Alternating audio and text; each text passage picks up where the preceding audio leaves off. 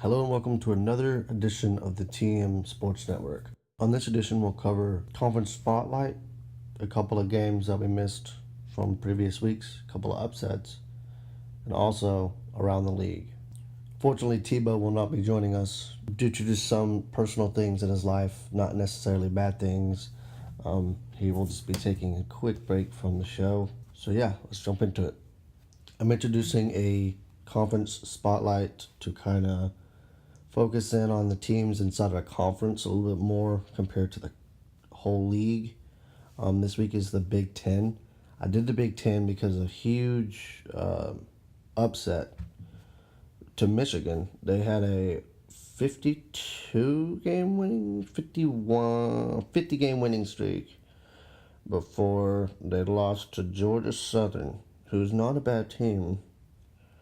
They're currently 4-0 in the year, and that big win against Michigan really pushed them into kind of a more of a, hey, this team is here.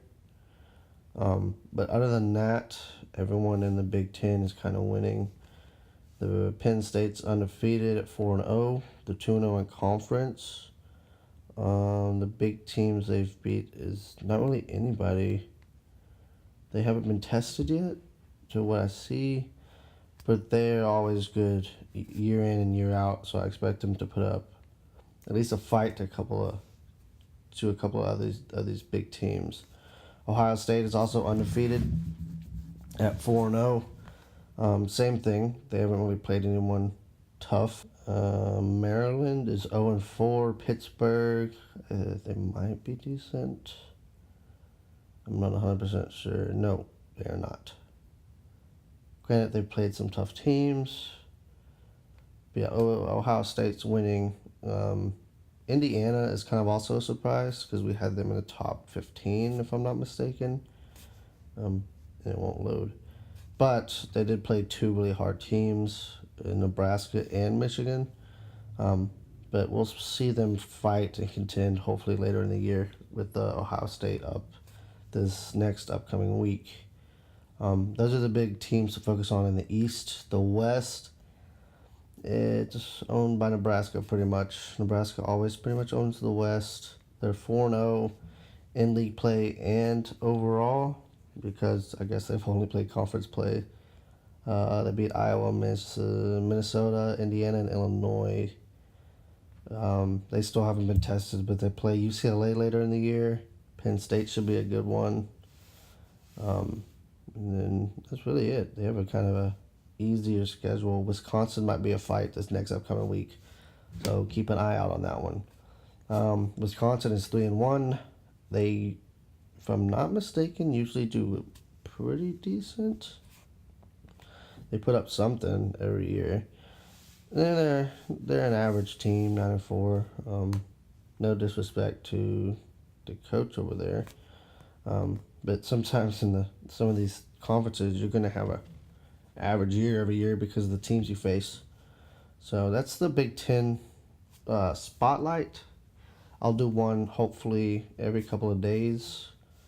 So next week I will cover the American. So the AAC will be covered next week with a couple of good teams, followed up by SEC because, SEC is always fun. Now let's move on to around the league. This year is not really dramatic so far. Everyone who's supposed to be winning, except for Michigan and Southern Miss, of all people. They dropped to North Texas, 42-34. But North Texas has kind of been that bubble team where they almost get the wins they need, but they just don't. They either lose them, they'll lose in the playoffs.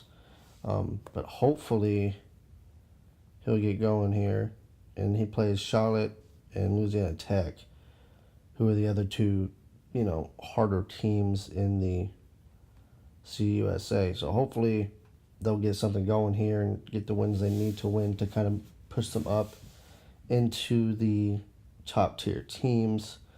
Southern Miss obviously is looking to bounce back against Marshall.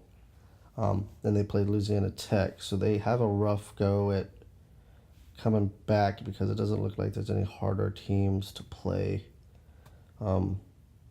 just to kind of push them up in the rankings.